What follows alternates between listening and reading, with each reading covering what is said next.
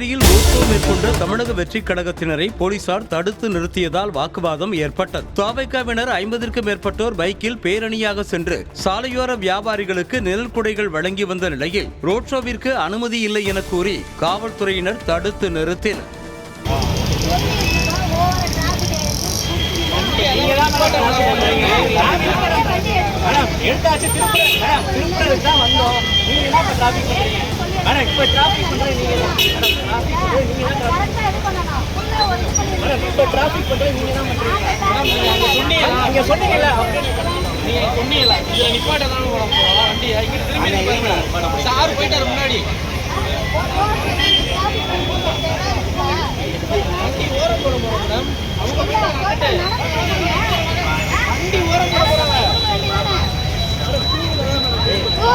எவ்வளவு சார் போவீங்க?